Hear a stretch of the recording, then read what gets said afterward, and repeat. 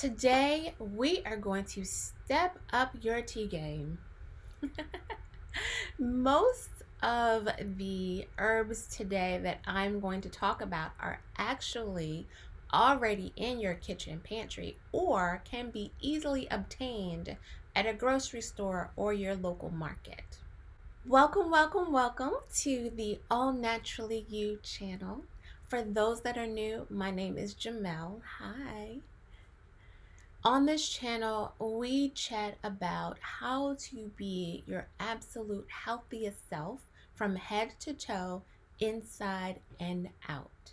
So, if you are interested in living your very best holistic life, then you have come to the right place. Before we get started, I want to cover a couple of things. Number one, make sure that any herb that you purchase comes from a reputable place, a reputable store. Make sure that they are known for giving you the genuine article. There could be times where stores, especially online stores, can be not so forthcoming and may blend that herb with something different or something similar, and you think you're getting this full 100% herb and you're actually not. So please make sure that when you are buying your herbs, that it's from someone good that you can trust, has good reviews, so forth and so on. Okay, do your research on that. Now, the second thing is some of the herbs that I will talk about in part 1 and part 2 of this video may be contrary to what your doctor may want you to take, or may interact in some way with any medications that you are taking. So again, please do your research.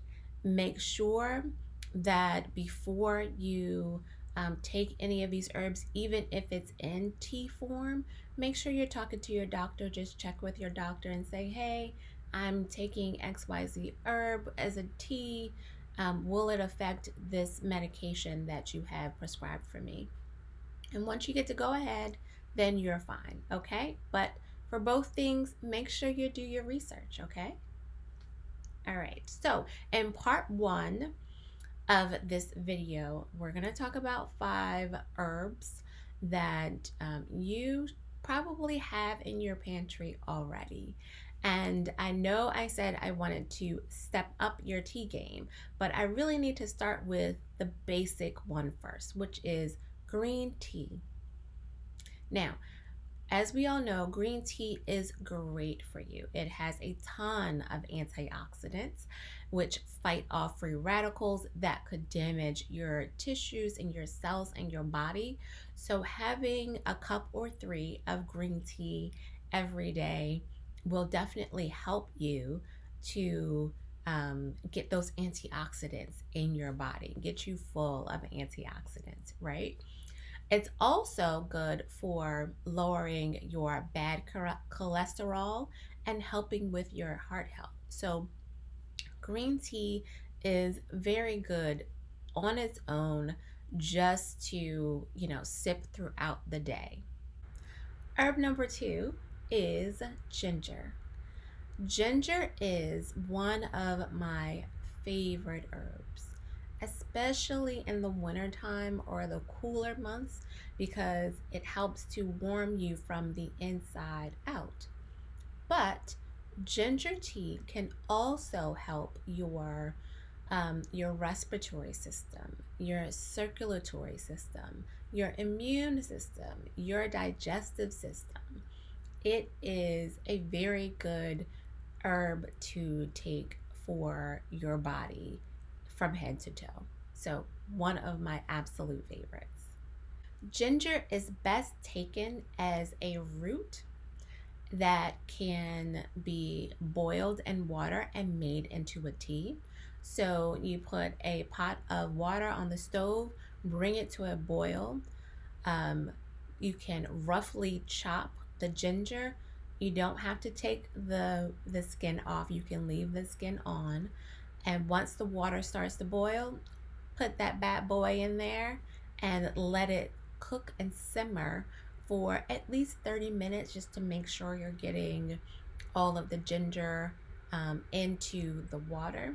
I like to combine my ginger with maybe orange or something citrusy that would counteract the pungentness of the ginger. But you can find other ways to do that, or some people just like plain ginger tea solo. You can also use the water that, or the tea that you have made with your ginger, as a way to steep other teas and introduce ginger into your tea. So, for instance, tea number one, or herb number one, we talked about green tea. You can steep your loose green tea in your ginger tea and combine the two to make an extra special type of tea. The third herb that we are going to discuss today is rosemary.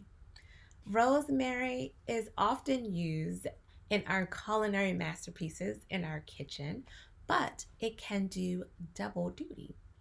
It enhances the flavor of our food, but as a tea, it can also enhance or stimulate our digestive systems and circulatory systems while we're drinking it as a tea. And by stimulating your digestive system, what I mean is it helps you process your food more efficiently, which can also help you with weight management. The fourth herb that is in your pantry or could be easily attainable is peppermint.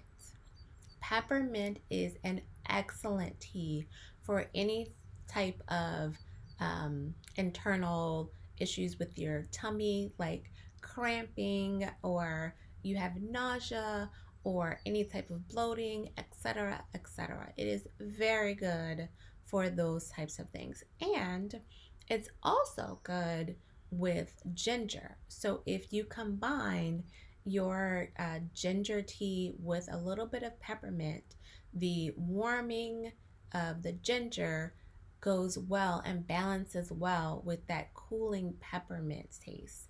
So they balance each other very, very well and can be combined.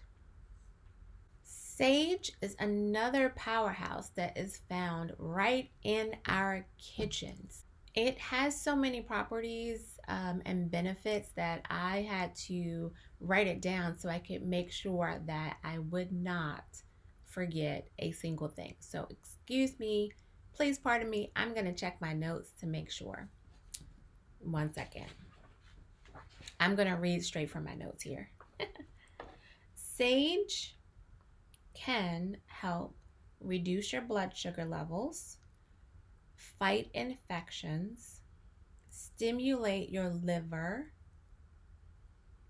and can clear mouth, nose, and throat issues like excess phlegm, or if you're feeling congested, sage tea can help with that too.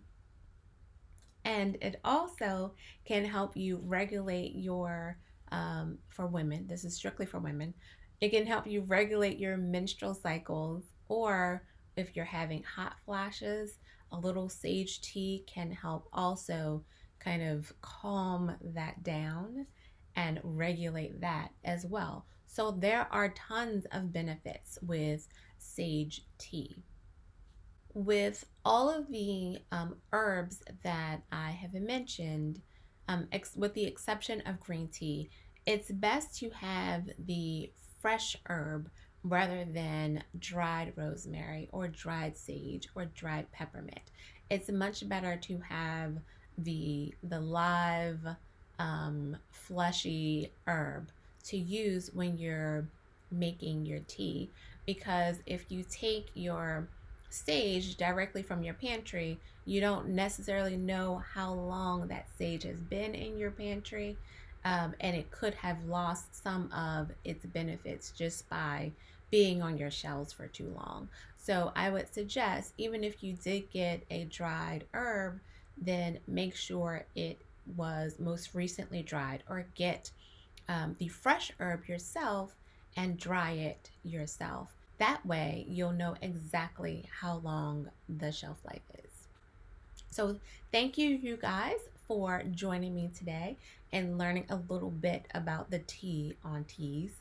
In video number 2, we will talk about even more herbs that you probably will not have in your pantry, but I would highly recommend that you buy it from a reputable dealer. Make sure that you subscribe, you like this video, and turn on your notifications so you are always informed when we are posting new videos for you guys. Okay?